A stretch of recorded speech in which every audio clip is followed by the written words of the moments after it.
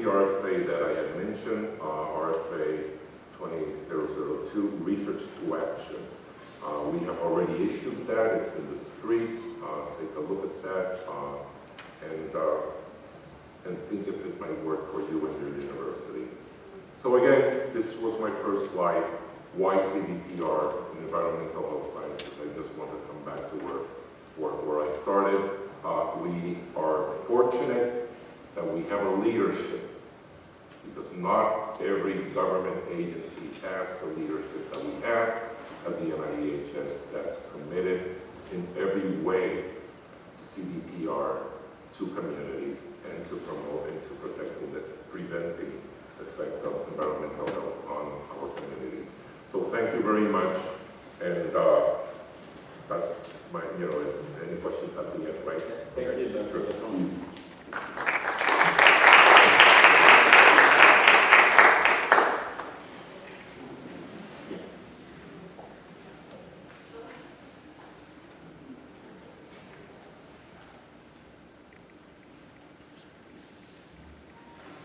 Professor Lati Sayan. Yes, thank you. So we look at the disaster management and recovery and community resilience from the side of linguistics, which is what I do. We ask ourselves, what role does language do or serve when somebody is in such type of situation? We all know that usually when there is a disaster of any magnitude, it affects large populations, and large populations tend not to be monolingual, speak and understand the variety of the language that either the aid providers or the government would be using. In some cases it is bilingual people, in some cases they're speaking vernacular. In many cases, as we'll show you some examples that we have been studying, we learn from the community and we work with them as partners to study the language they're using, but at the same time to empower them to recognize that not speaking the official language as a native speaker should not be a hurdle in getting the help that you need when you need it. Some of the examples we have we've been working on was the bilingual through border communities. This is the border between Spain and Morocco. And you see that this is a wall, not to give ideas to anybody, but these are 5 walls that separate Melilla, which is one Spanish city on the North African coast. And once people manage, even though, as I said, there are 5 barriers to cross, the first thing they do is they burn their passports, because if they are interviewed and people, if the government of Spain knows where they're coming from, then they manage to send them back. When they burn their passports, they are not able to tell where they are from, so they start the whole process of asylum. But they found a way around that, which is they interview them. And when they start speaking, they use that as the main reason to send them back. If you speak this language, you must be from this country. But again, for linguists, that's very arbitrary. People speak different languages depending on their personal histories, and they speak with different accents depending on their own life stories as opposed to national origin necessarily. Somebody might be a native speaker of English without the right documents in the wrong place or not. We also worked with indigenous language communities in New York City, and what we wanted to know is what role does their native language, in this case Mixteco, play in facilitating their integration, but at the same time their resilience, by not having to feel they have to give up their language in order to assimilate. And what one of them was telling us is, it's good what you are doing because it's important to keep the language and not forget where we came from. So this is important to them. If we are to make them or help them in some way be more resilient, is in maintaining their language and feeling it's not something against them, it's something that empowers them. In this case, we were training multi-ethnic community members through an NSF grant in South Africa. If you look at the picture where we are with some students, they are from very different origins. And it's an after disaster, and the apartheid was a huge disaster, of course. How do they recover, and how language plays a role? South Africa is very multilingual, very diverse, linguistically speaking country. We have somebody there from Indian origin, somebody from African origin, somebody from German origin, Malay origin, and Spanish origin. Once the apartheid was over, not only people were learning English and Afrikaans, but people who are white, they were learning indigenous language. They were learning Zulu and Xhosa. And in that there is some balance that people feel their languages, not only we have to maintain them, other people are learning them and they're using them institutionally. So what this takes me to is that linguistic ideology, power, and organizational institutional discourse, the discourse that's coming from the government in cases of disaster, and how people who are affected with it have to manage that discourse. And we know that, as the quote we have here, not only linguistic forms, but social institutions such as the nation state, schooling, gender, dispute settlement, and law hinge on the ideology of language use. What do you think when you hear somebody speaking with an accent? What do you think when you hear somebody speak a different language? When I speak Arabic, some people think, well, that language sounds so violent. Well, it's not for me, right? Or when somebody says, French sounds so beautiful, not for me. My country was colonized for 80 years by France, and for my parents, French was the language of instruction. So it's really a matter of perception and ideology in many cases, as opposed to what the language justice system, what we make of it, is what's really important. Linguistic prejudice, which is what we try to understand in cases of disaster, is language varieties that are regularly associated with and thus indexed particular speaker are often revalorized to give them a different value, and also as symbols of group identity, but as emblems of political allegiance. You speak this language as a native speaker, you must be more, say, American than somebody else. Or no, this is what some people may have when they hear an accent. And what this leads to is that prejudice can exist against users of different dialects. So if you speak dialect that's not necessarily perceived as, or it's an index of certain ethnicity or such social group, such religion, then the reaction towards that may be different. Or accepted English, you may hear me and you may be more distracted, where do I come from with this accent as opposed to what I am saying. And in many cases that becomes a hurdle. Like, just to give an example, faculty members who are from other national origins, they tend to get lower evaluation in the classroom. In many cases it has to do with, I don't understand them, even though they actually clearly understood, but that's the one thing that stands out. Or in other cases where you go to schools in the US and you ask the teacher comes to you and says, this kid is not doing good, I think it's because he speaks two languages. While science shows that speaking two languages has nothing to do with the cognitive ability, if not, it actually encourages them and makes them smarter than monolingual kids in other subjects, including math, etc.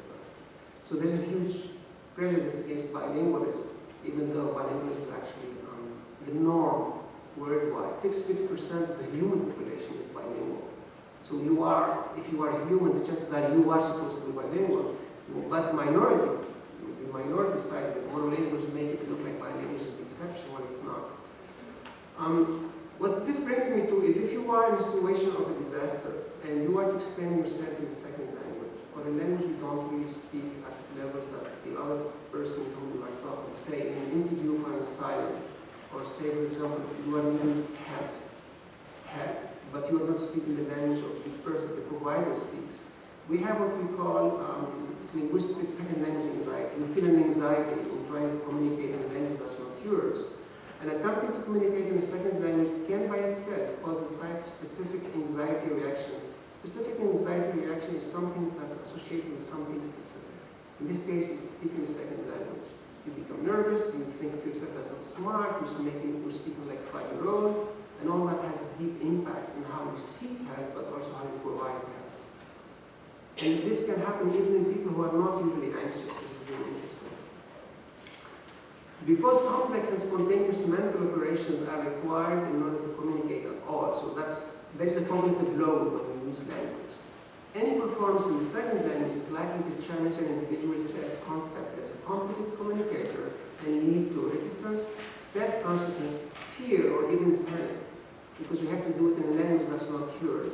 So what this summarizes is variable levels of competence in an official language, an official dialect, the one that's supposed to be the unmarked one. Everybody should be speaking that. can lead to inequality in participation. Because you don't have access to the language that's supposed to be the medium of communication between you and governmental institutions, then you don't participate in the same way. Because you don't have access to that tool in the first place. If you do, but it's variable levels, then you become nervous, and you panic, and the way you express yourself is not perceived as the most efficient. And that may, in cases of people with prejudice, question how worthy you are of help in the first place. But the good news is that there is what we call second language learner acculturation. What this means is that when we start learning the community's language, or even learning about it, you don't have to become balanced bilingual. By taking interest, say, in Spanish before you go to Puerto Rico, that would open the way for you to communicate with people in a different way. By saying a few words, by trying to show that you are vulnerable because you're trying to learn their language, then that somehow balances the power. We become a partner and start acquiring critical and cultural skills. What this does is that it reduces and combats linguistic prejudice by trying to learn the language of other groups with whom we are trying to work. And also it opens the door. You reach to the community in a more effective manner. In cases of natural disasters and displacement, and again, the idea that this is, in many cases, implies population movement. And when there is population movement, there is language contact. And when there is language contact, somebody has the upper hand because they speak a language that has more value in the linguistic market.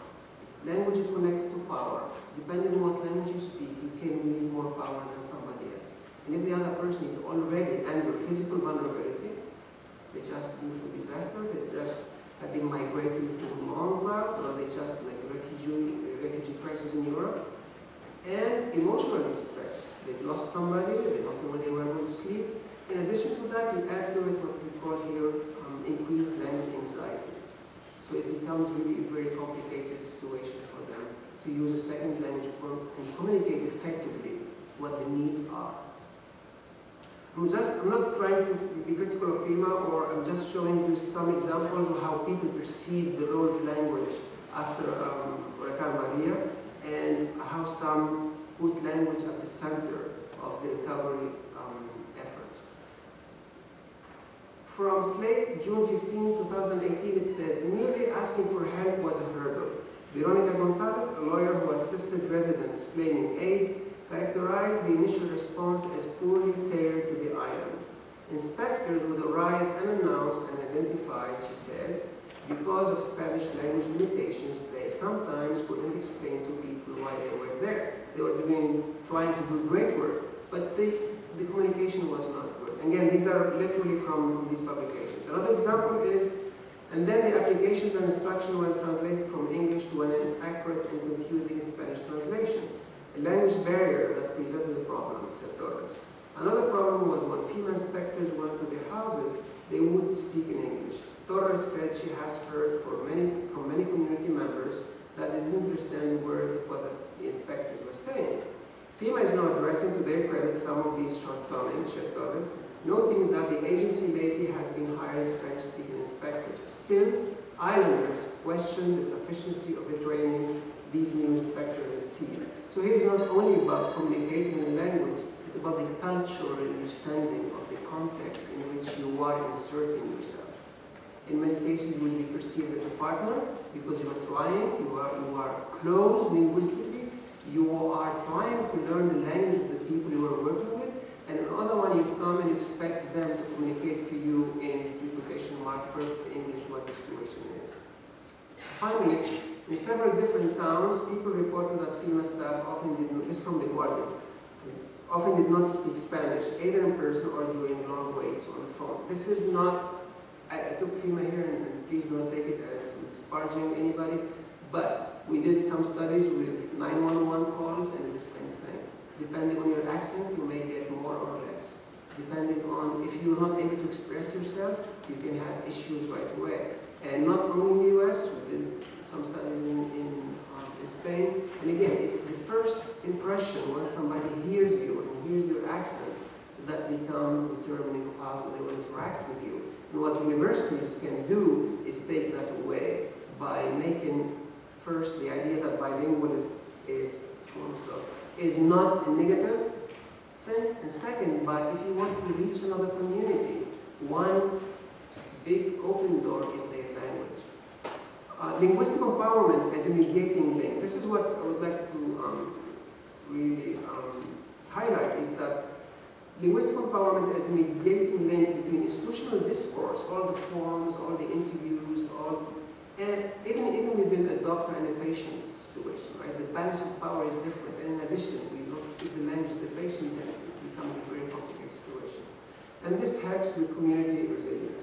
My final slide is, universities can bridge the linguistic divide, especially in cases of disaster management, by empowering communities by encouraging maintenance of native language. So if your language is appreciated, then you go into these meetings or into these sessions feeling, if I speak with an accent, that's okay, because my language is appreciated. Of native languages while promoting bilingualism, which can be critical during and post-natural disasters. Finally, training emergency workers and government officials to become partners by learning other languages, both for the instrumental, because when you ask somebody, why are you learning Spanish? They say because it gives me more jobs. It's more than that. Learning a second language is not only instrumental, but it's also integrated. It makes you part of the community at some level. It integrates you in the community. I'm not a native Spanish speaker, but I am at many levels Hispanic because I speak the language. So there is this part that makes you a member of the community by learning and by inserting yourself in the community through the language. Thank you.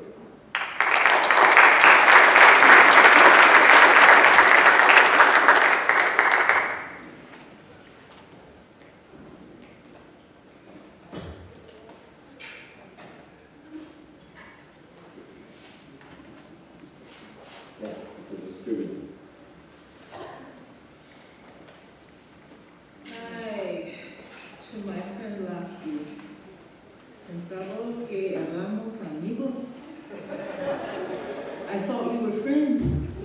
I work for FEMA. That's why I said we're friends. We're on the same page. Good afternoon, good afternoon. If you are still with me, can I hear a sign of life? A sign of life. Wonderful, wonderful. Thank you so much. Yes, I do realize, representing FEMA, that the agency has had issues, but as Professor Lofty has pointed out, context is important, language is important, culture is important, particularly when you are working with disaster response and recovery and community-based recovery, which is what I want to talk with you a little bit about this afternoon. And in the interest of time, I'm going to make this go as quickly as possible, highlighting those points that I think will be most useful for this presentation.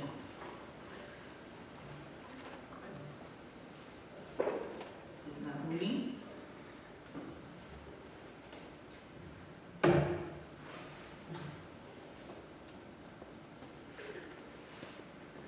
Can you advance to the next slide? It's not moving.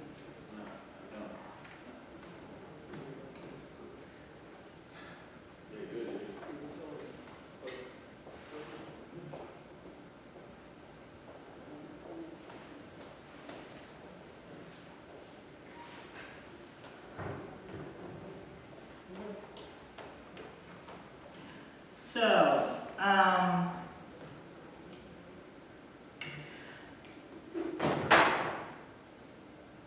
as we try and figure that out, here we go. As we talk about context, did you do that? Okay. So, my experience in working in the field has not been in Puerto Rico, but it has been with Hurricane Michael in Florida, which was a Category 5 hurricane that hit the Florida Panhandle last October 2018, classified as a Category 5 hurricane, sustained winds of 155 miles per hour. The scope of the disaster hit across 35 counties, but had its most devastating impact concentrated in about 12 counties within the Florida Panhandle. Government expenditures at $1.9 billion, and that was as of July 2018, and we are still counting because it is an active disaster. And as with any disaster, when you come in recovery, you sort of try and scope out what are the major issues that are impacting those counties, those communities from coming back strong. And as in Hurricane Michael, as it was, I'm sure, in Maria, and as in many of the disasters that we've had over the past several years, safe, affordable housing was an issue that came across quite heavily. Behavioral mental health issues, particularly impacting socially vulnerable populations, populations that were already somewhat marginalized, economically marginalized, politically marginalized, and the impact of the disaster and having their homes destroyed, their schools destroyed, impacted behavioral mental health issues. Aging infrastructure systems which could barely support regular blue sky activity, but again, a disaster comes, heavy amounts of rainfall impacted that more aggressively as well. Lack of economic diversity in the panhandle, particularly in some of the rural counties, there was a heavy dependence on timber. And when you had the storm come in to wipe out much of the timber, which has a short lifespan, that literally wiped out many timber farmers. Also, limited local government capacity. You have people designated as emergency managers, often performing 3, 4, 5 jobs within their role within those local governments. So within FEMA, the National Disaster Recovery Framework, which is the framework and the doctrine that Homeland Security and FEMA in particular sort of operationalizes. We actually, this framework provides us with guidance on how to respond to, recover from, and provide support for disaster-impacted states, counties, municipalities, and long-term recovery groups. It defines principles, responsibilities, recovery planning, and also the coordinating structure. And just to briefly point out, depending on the scale and scope of the disaster, FEMA collaborates with other federal agencies in order to provide that support. Within the area of economic recovery, we partner with the U.S. Department of Commerce through their Economic Development Administration to provide recovery assistance from the field. We collaborate with the U.S. Department of Health and Human Services to provide health and social service support, natural and cultural resources, in order to make sure that we are preserving the culture and the fabric of the community and natural resources. We partner with HUD on housing. We partner with the U.S. Army Corps of Engineers on infrastructure systems, and within our own agency, we provide community planning and community building support. One of the things that FEMA, or my cadre, the National Disaster Recovery Support cadre, has experimented with Hurricane Michael is this idea of how you leverage more university assets, not only in planning, but also in recovering from a disaster. There are more than 3,000 brick and mortar universities located across the continental United States and in its protectorates. Within those communities, you have intellectual assets, you have physical assets, capital assets, research assets that you can bring to bear to support the community in their recovery efforts. We experimented with that model with Hurricane Michael, working with a range of universities, not only in Florida, but also with some partner institutions in Alabama and in Philadelphia, Pennsylvania, in order to address some of the issues that I outlined in my previous slide. When I came to FEMA, one of the things that I put together immediately was a process for providing that support. As we outlined a process and protocol, it had to be community driven. The project had to be rooted in one of the 6 RSFs that I outlined in the previous slide in order to carry that project through and make certain that we were providing credible levels of support for that community. Both the community and the university had codified the partnership through a letter of intent.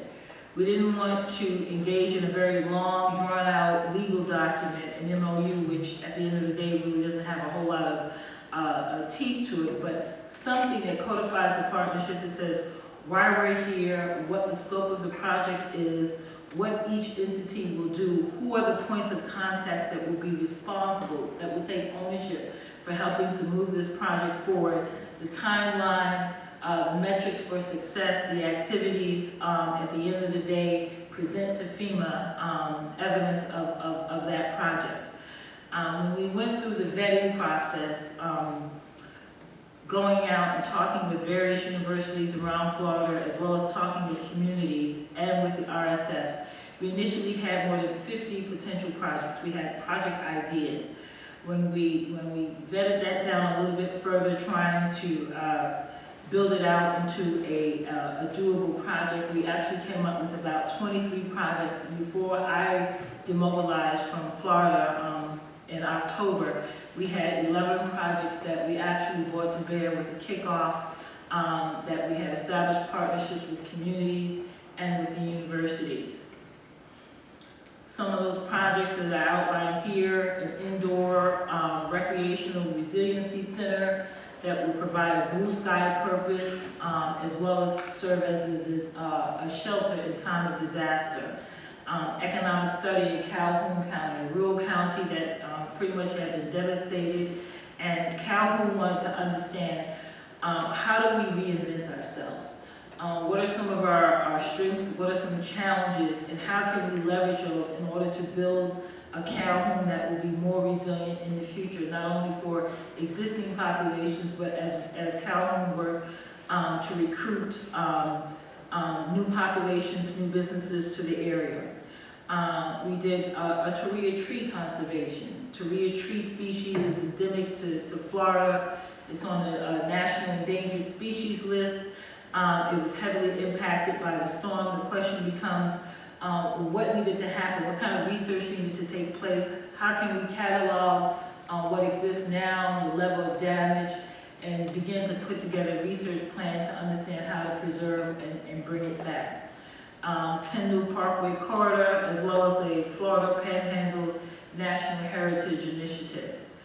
Just to look at it in a little bit more context, one of the projects that we did, we partnered Calhoun County county commissioners along with their emergency management director, with the FAMU FSU College of Engineering on a stormwater management study. Many of these counties had been overwhelmed as a result of the storm, and they wanted to understand how to come back better, where to best to install mitigation measures, what those mitigation measures needed to look like, and eventually to understand the impact. And that's one of the technical assistance projects that we put together with those two entities. Another major project that we put together was, again, the Indoor Recreational Resiliency Center in Bay County. Bay County in Florida lives and thrives off of tourism. But like most communities, you have your very rich communities and you have your not so rich communities. During the storm, one of the things that they were challenged with is how to house individuals and families in the post-disaster environment, particularly those communities that were already marginalized. They were bearing a heavy burden on their local school systems, which are natural disaster shelters, but were not meant to house individuals or families for long periods of time. So we are working with them along with the schools of engineering at FAMU FSU, as well as at Drexel University, is to put together this sort of dual-use resiliency center that, again, will serve as an indoor recreational center, providing opportunities for communities to come in and do biking, indoor rock climbing, things of that nature, as well as serve as a tourist attraction, and also be able to withstand Category 5 hurricanes in time of a disaster. One of the last projects that I worked on before leaving was the Tyndall Parkway Corridor Master Plan. Here again, this is another project in Bay County, 2 communities that sit about 5 miles away from Tyndall Air Force Base, which is undergoing a multi-million-dollar rebuild. But the 2 communities themselves were extremely underdeveloped, and their situations were exacerbated by the storm. So the question became how do they leverage their proximity not only to Tyndall Air Force Base, but also their proximity to the coast in order to begin to raise visibility and generate revenue for the 2 communities. We put together a team of engineering institutions to work with them on a master engineering plan to make sure that their stormwater drainage systems, collection system, their wastewater collection systems, their transportation, getting traffic to and across that bridge in effective and expedited fashion based on the increased load that they were anticipating could really handle it. And we're looking to see good things from that project as well. So as I close out my presentation, the question becomes, what are some observations and actionable recommendations in order to move forward and scale up these university-community partnerships? Part of what my recommendations, at least for the agency, is to raise awareness and to educate, to engage the communities and the universities broadly and regularly and systematically. Also to integrate this with existing NCRS framework and the IRC structure. I think one thing that Hurricane Michael has sort of given us initial data for is that this type of partnership can work. It has its pros, it has its cons, but as we continue to fine tune it, I think it can be part of the structure for dealing with not only disasters, but also working to build more resilient communities. For colleges and communities, I'm a proponent of the idea of having a high visibility senior level administrator as your resiliency officer, someone who will serve as sort of a single point of contact so that when we have these disasters, as was pointed out, response to disasters, recovery needs to be quick, needs to be effective. So if I know up front where the technical expertise exists, who has it, whether or not they've been vetted, I know where to go. And I don't spend a whole lot of time trying to reinvent the wheel or develop those relationships. Integrate these kinds of efforts as part of your research, as part of faculty research. There's no reason that the issue of community recovery from disasters can't be built into existing research projects, irrespective of the discipline, can't be built into curricular offerings, can also be built into community engagement and community partnerships. Of course, these things require resources and everything comes with, sort of a decision making. If I do this, am I giving up something somewhere else? But I think those are the kinds of questions that we'll need to ask and have a dialogue about if we're going to move forward with more effective partnerships. Thank you. Thank you.